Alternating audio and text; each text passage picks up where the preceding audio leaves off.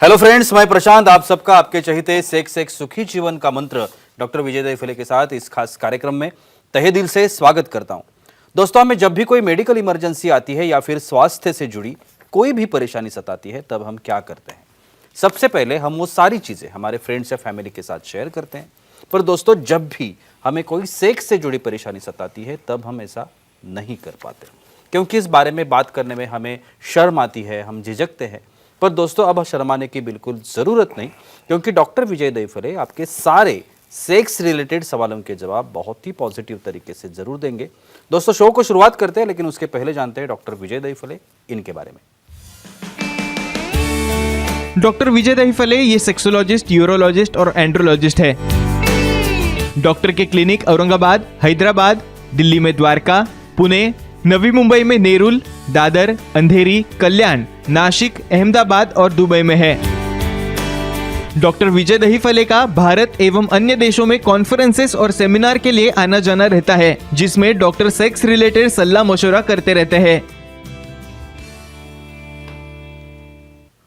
तो चलिए शो को शुरुआत करते हैं। डॉक्टर साहब हमारे साथ है। Sir, welcome to the show. नमस्ते। आज जिस टॉपिक पर हम लोग बात करने वाले हैं, सेक्सुअल डिस्फंक्शन और लिंग के फ्रैक्चर के बारे में। शायद आपने सुना नहीं होगा, इस ऐसे भी कुछ होता है, लेकिन इसमें भी साइंटिफिक रीजंस है, इसमें भी साइंटिफिक इंफॉर्मेशन है। ये इंफॉर्मेशन क्या है, ये मैं आज जानने की कोशिश करूंगा।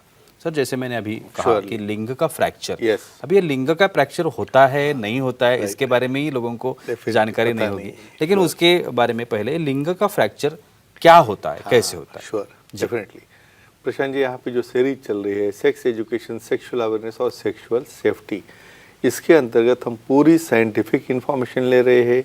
मेल डिस्फंक्शन क्या है, फीमेल डिस्फंक्शन क्या है, पेनिस के अलग अलग आकार क्या है, योनि की आकार क्या है, और लिंग का फ्रैक्चर होता भी है क्या? ऐसा एक डिस्क्लेमर देता हूँ। Time, place, person, condition, culture, safety, consenting, अपना ओन और नॉन इन्फेक्टेड ओन पार्टनर इसके साथ ही आजमाना है।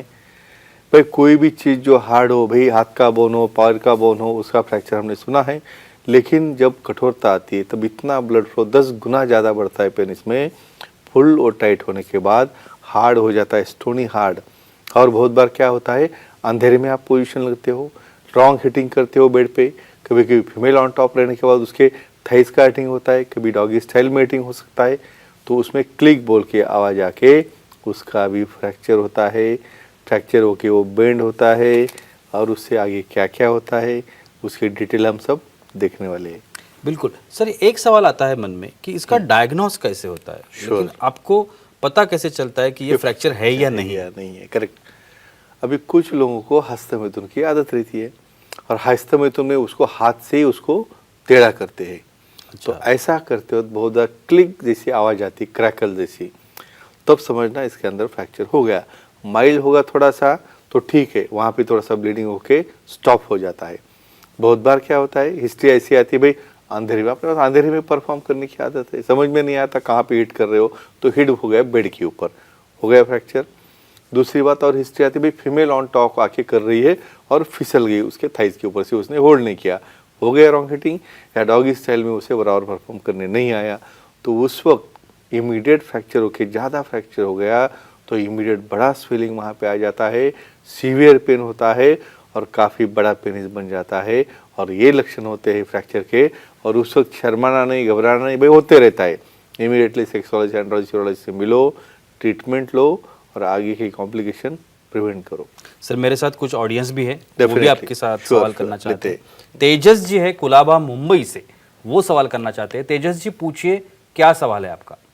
हेलो, बोलिए। बोलो सर, लिंग का फ्रैक्चर होने से उसमें टेढ़ापन आता है क्या? इम्पोर्टेंट अभी है कॉम्प्लिकेशन के ऊपर। भाई अभी फ्रैक्चर तो हो गया, होने के बाद 2-2 साल हमारे पास आते नहीं। बिल्कुल। तो वहाँ पे क्या हुआ, रॉन्ग पोजीशन में हो गया फ्यूजन उसका।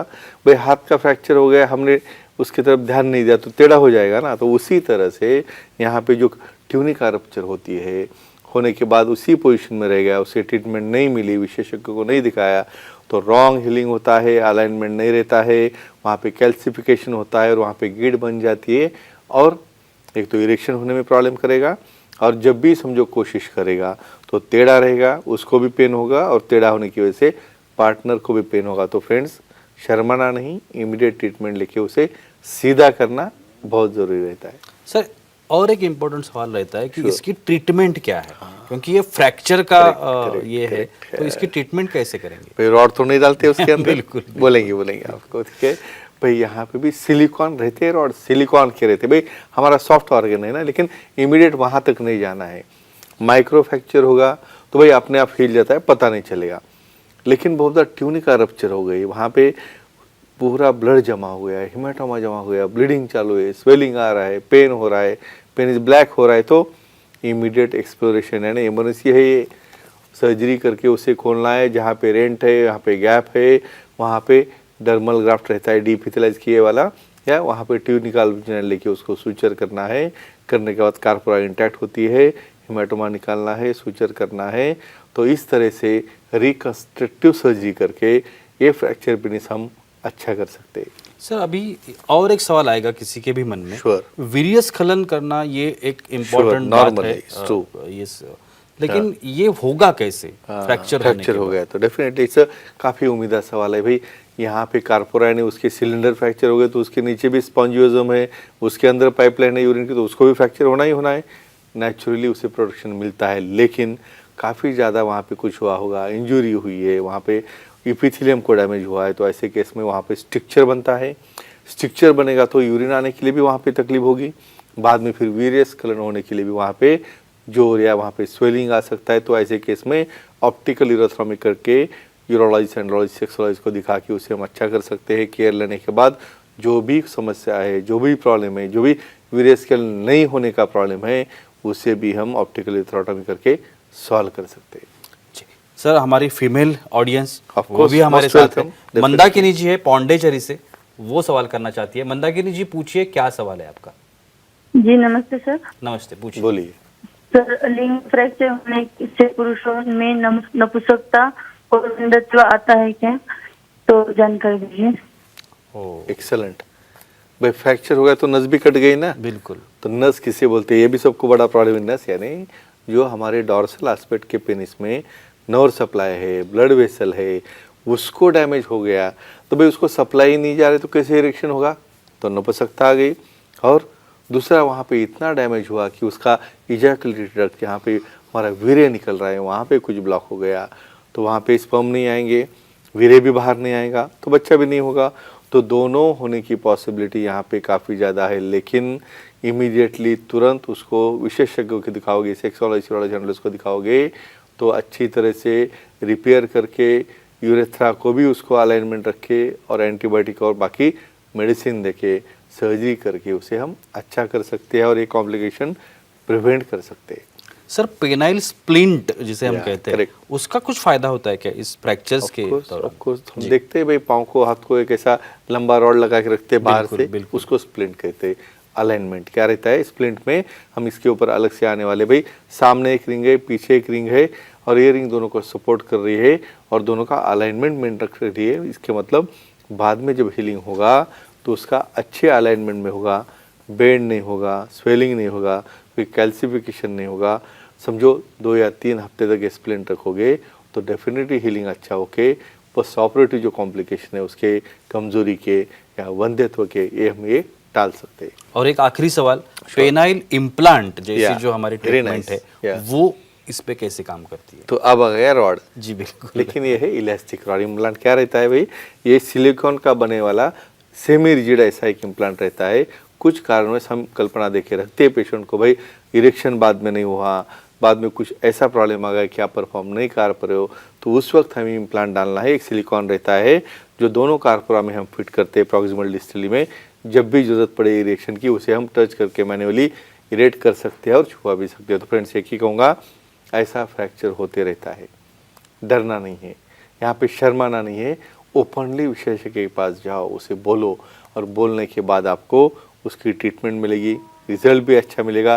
भाई प्रॉब्लम है तो दिखाना ही है, शर्माने से तो बढ़ते जाएगा। तो एक ही कहूँगा, साइंटिफिक मेथड से ट्रीटमेंट लोगे, सेक्सोलॉजी से ट्रीटमेंट लोगे, तो कोई कॉम्प्लिकेशन नहीं होता है। Thank you so much sir, बहुत ही अच्छी जानकारी थी। लेकिन वक्त की पाबंदी है, हमें आज भी रुकना पड़ेगा। लेकिन आप अगर डॉक्टर साहब की सलाह लेना चाहते हैं तो टीवी स्क्रीन पर आपको जो अभी नंबर्स दिख रहे हैं, ईमेल आईडी है, सर की वेबसाइट भी है, आप कहीं पर भी सर को कांटेक्ट कर सकते हैं और अपनी हर एक समस्या का पॉजिटिव तरीके से समस्या का मार्गदर्शन भी पा सकते हैं। तो चलिए रुकते हैं इस एपिसोड में, अगले एपिसोड में फिर मुलाकात होगी, तब तक के लिए शुक्रिया।